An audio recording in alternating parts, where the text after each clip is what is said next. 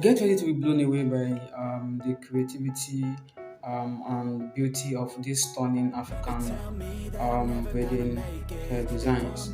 Hello guys, welcome to Trendy Tresses. In this video, we'll showcase some of the most breathtaking and innovative braiding styles from all across Africa. From intricate curls to bold box braids and beyond. These designs are truly mesmerizing. Yeah.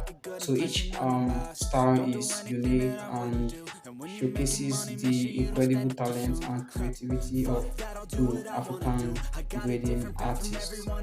Throughout history, African hair braiding has served as a form of self-expression, cultural identity, and even storytelling.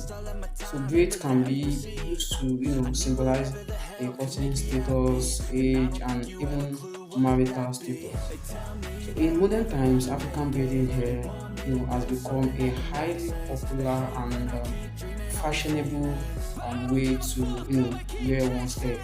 But beyond their beauty, African braids are more than just a hairstyle. They are a cultural expression and a celebration of rich heritage of Africa. Through these intricate braiding designs, one can feel a sense of connection to their cultural and identity.